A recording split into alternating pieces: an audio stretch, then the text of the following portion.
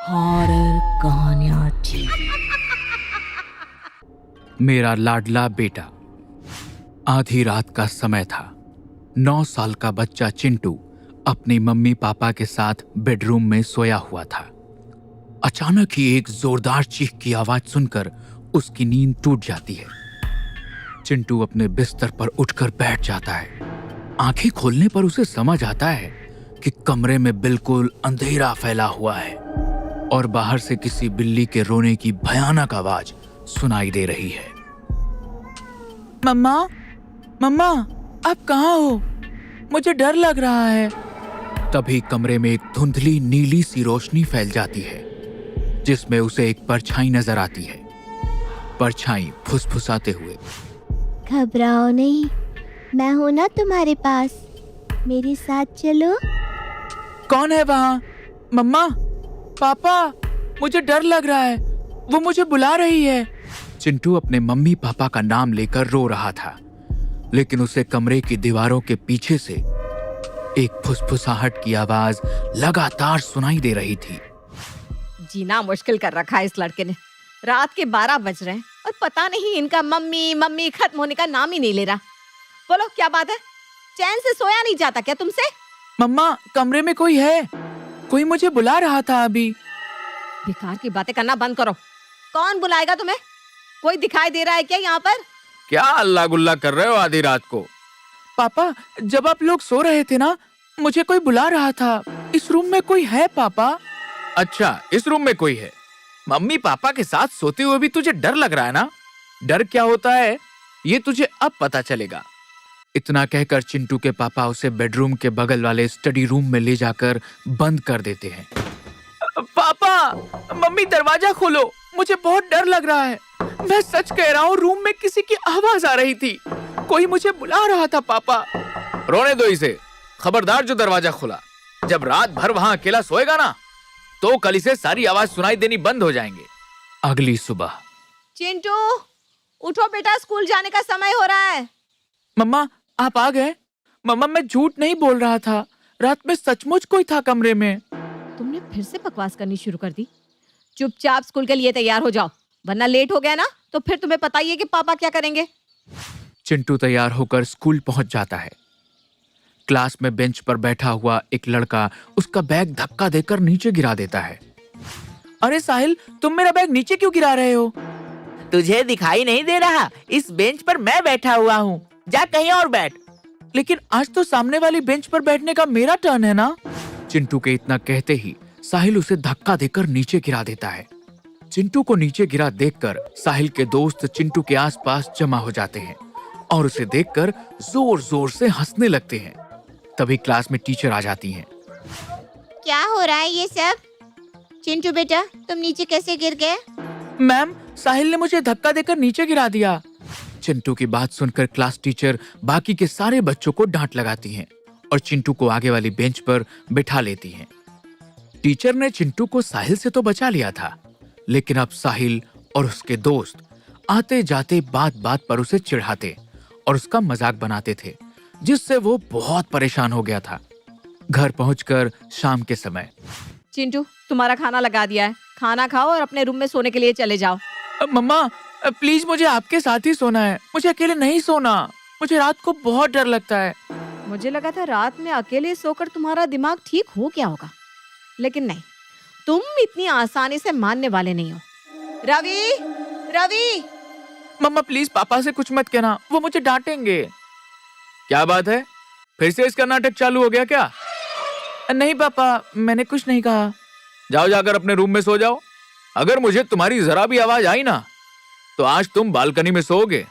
चिंटू की माँ उसे उसके कमरे में ले जाती हैं और बाहर से दरवाजा बंद कर देती हैं। कुछ देर बीतने के बाद चिंटू को अपने कमरे में किसी के फुसफुसाने की आवाज सुनाई देने लगी। चिंटू धीरे से अपनी आंख खोलकर देखता है, तभी उसके कमरे का बल्ब टूटकर नीचे गिर जाता है। मम्मा, मुझे बचाओ, यहाँ कोई है। तभी चिंटू के कमरे में लगा झूला अपने आप हिलने लगता है और उसके खिलौने आवाज करने लगते हैं। चिंटू डरकर अपने कान बंद कर लेता है और रोने लगता है। चिंटू, घबराओ नहीं चिंटू, तुम सही थे, इस कमरे में सचमुच कोई है, लेकिन तुम्हें मुझसे घबराने की कोई जरूरत नहीं है। मैं यहाँ पर तुमसे दोस्ती करने आई हूँ। मैं जानती हूँ तुम्हारा कोई भी दोस्त नहीं है। कौन है? तुम्हें कैसे पता? मेरा कोई दोस्त नहीं है। मुझे सब पता है। क्या तुम मेरे दोस्त बनोगी? क्या तुम सच में मेरी दोस्त बनोगी? लेकिन तुम कौन हो और सामने क्यों नहीं आती? समय आने पर तुम्हें पता चल जाएगा कि मैं कौन हूँ। ये तुम्हारी कोहनी पर चोट कैसे लग गई? स्कूल में मुझे बच्चे चिढ़ाते हैं, उन्होंने ही मुझे धक्का दिया तो मैं गिर पड़ा और मुझे चोट लग गई। चिंटू, जब तक तुम डरोगी वो लोग तुम्हें डराते रहेंगे। आज के बाद डरना नहीं है, सबको डराना है। जो भी तुम्हें परेशान करे ना, उसको छोड़ना मत, समझ गए ना? ठीक है दोस्त, प्रॉमिस, आज के बाद मैं किसी से नहीं डरूंगा। अगले दिन चिंटू क्लास में पहुंचता है तो साहिल और उसके दोस्त आकर उसे परेशान करने लगते हैं। तभी साहिल चिंटू को धक्का मारकर गिरा देता है। डरना नहीं है, सबको डराना है। डरना नहीं है, सबको डराना है। डरना नहीं है, सबको डराना है। इसी बात को बड़बड़ाते हुए चिंटू आगे बढ़ता है और साहिल को एक जोरदार धक्का दे मारता है। साहिल का सर बेंच में लगता है और खून की धार वहां पर बहने लगती है। साहिल के सिर से खून निकलता देख बाकी के बच्चे घबरा जाते हैं और दौड़कर टीचर को बुलाने चले जाते हैं। डरना नहीं है, डराना है। चिंटू, ये क्या कर दिया तुमने? चलो मेरे साथ। प्रिंसिपल चिंटू को अपने साथ ऑफिस में ले जाती है और उसके पेरेंट्स को स्कूल में बुला लेती है। प्रिंसिपल चिंटू के पेरेंट्स से, आपकी बेटी ने एक बच्चे का सर फोड़ दिया है और हमारे बार बार समझाने पर भी ये सॉरी बोलने को तैयार नहीं है। लगातार एक ही बात बोलता जा रहा है। अगर ये माफ़ी मांगने के लिए भी तैयार है तो ठीक है, वरना हम इस स्कूल में पढ़ने के लिए परमिशन नहीं दे सकते। चिंटू सॉरी बोलो। डरना नहीं है, डराना है। चिंटू के ऐसा व्यवहार के कारण प्रिंसिपल चिंटू को स्कूल से निकाल देती है। घर पर पहुंचकर चिंटू के पापा उसे ले जाकर बेसमेंट में बंद कर देते हैं। पापा, वहां बहुत अंधेरा रहता है, मुझे वहां बहुत डर लगता है, प्लीज पापा। जब पूरे दिन भूखा प्यासा तू वहां बंद रहेगा तो तेरी अकल ठिकाने आ जाएगी। गुंडा बनोगे तुम, सबको डराओगे। चिंटू अंधेरे बेसमेंट में बैठा रो रहा होता है कि तभी उसे फिर से वही आवाज सुनाई देती है। भैया, आप रो मत भैया। कौन हो तुम और मुझे भैया क्यों कह रही हो? मैं गुड्डी हूँ, आपकी बहन। आपको अपने कमरे में जो आवाज सुनाई देती थी ना, वो मैं ही तो हूँ। लेकिन मेरी कोई बहन नहीं है, तुम झूठ बोलती हो। मैं तुम्हारी बहन हूँ भैया, लेकिन मम्मी पापा को एक लड़की नहीं लड़का चाहिए था, इसलिए उन्होंने मुझे मारकर गार्डन में दबा दिया। ऐसा नहीं हो सकता, पापा मम्मी ऐसा नहीं कर सकते। क्या पापा मम्मी तुम्हें बात बात पर मारते पीटते नहीं है? सोचो, तुम तो बेटे हो, तब भी तुम्हारे साथ इतना बुरा सलूक करते हैं। मैं तो लड़की थी, मेरे साथ भी उन्होंने यही किया और पीट पीट कर मुझे मार डाला। अगर यकीन ना हो तो जाकर आम के पेड़ के नीचे खोद कर देख लेना, तुम्हें सच्चाई पता चल जाएगी। चिंटू को समझ नहीं आ रहा था कि क्या सच है और क्या झूठ, इसलिए वो अगले दिन दोपहर में आम के पेड़ के नीचे जाकर चुपचाप गड्ढा खोदकर देखने लगता है, जहां उसे एक कंकाल दिखाई देता है। इसका मतलब गुड्डी सही कह रही थी, मम्मी पापा ने उसे मार दिया। चिंटू की चीख की आवाज सुनकर उसकी माँ भी वहां पहुंच जाती है। ये क्या कर दिया तुमने? किससे पूछकर यहाँ गड्ढा खोदा? चलो मेरे साथ। चिंटू की माँ उसे लाकर फिर से कमरे में बंद कर देती है। ये क्या कर दिया तुमने? अब पापा मम्मी तुम्हें भी नहीं छोड़ेंगे। आज रात को तुम्हारे सोने के बाद वो तुम्हें मार डालेंगे। मैं मरना नहीं चाहता गुड्डी, मुझे बचा लो प्लीज। एक ही रास्ता है, इससे पहले कि वो तुम्हें मारे तुम उन्हें मार दो। मैं उन्हें कैसे मार सकता हूँ? मैं बताती हूँ तुम्हें, बहुत आसान सा काम है। स्टोर रूम में जाओ, वहाँ पर चूहे मारने वाली दवा रखी है, उसे लाकर अपने मम्मी पापा के खाने में मिला दो, उन्हें कुछ भी पता नहीं चलेगा और वो तुम्हारे रास्ते से हट जाएंगी। ठीक है, मैं अभी जाता हूँ। ठीक है। अपने मम्मी पापा को जहर खिलाने के बाद तुम अपने कमरे में लगी इस बड़ी सी तस्वीर को हटाना। इसके पीछे एक दरवाज़ा है, उस पर रक्षा सूत्र बंधे हुए हैं, उसे खोलना।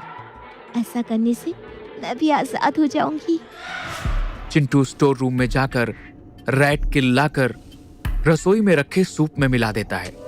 कुछ देर बाद चिंटू के माँ बाप उस सूप को पीते हैं तो जहर मिले सूप को पीने के कारण उनके मुंह से खून की उल्टियां होने लगती हैं और वो कुछ ही देर में वहीं गिर जाते हैं। चिंटू दौड़कर दरवाजे पर बांधे हुए रक्षा सूत्र और कलावे खोलकर उस दरवाजे को खोल देता है। दरवाजा खुलते ही कमरे में एक शैतान की भयानक हंसी गूंज उठती है। कैसा बेटा है तू, खुद अपने माँ बाप को मार दिया। वो बेचारे तो बस तुझे मुझसे बचाने के लिए ये सब कर रहे थे। वो दोनों तो बस किसी तरह इस सच को झुठलाना चाहते थे कि तुझे भी तेरी बहन की तरह मेरी आवाज सुनाई देती है। वो जानते थे कि उनकी बेटी भी किसी अदृश्य ताकत से बात करती थी और फिर एक दिन उन्हें उसकी लाश मिली थी। वो चाहते थे तुझे मेरी आवाज सुनाई ना दे, इसीलिए तरह तरह से तुझे डराते थे और उसी डिप्रेशन में वो तेरे साथ रूखा व्यवहार करते थे। मैंने तो उससे झूठ कहा था, तेरी बहन को तेरे बाप ने नहीं मैंने मारा था। नरम नरम शिकार का मजा ही कुछ और होता है, लेकिन तूने मुझे आजाद किया है, इसलिए मैं तुझे नहीं मारूंगा बल्कि अब तेरे साथ ही रहूंगा। इतना कहकर शैतान चिंटू के शरीर पर कब्जा कर लेता है। शैतान के चिंटू के शरीर पर कब्जा कर लेने के कारण अब वो बेहद भयानक दिखाई दे रहा था। उसकी आंखें लाल लाल चमक रही थी और चेहरा नीला पड़ गया था। आज तो काफी लेट हो गया है, सर नाराज हो जाएंगे। ट्यूशन टीचर चिंटू के घर की बेल बजाने लगता है। लगता है मेरा अगला शिकार आ गया।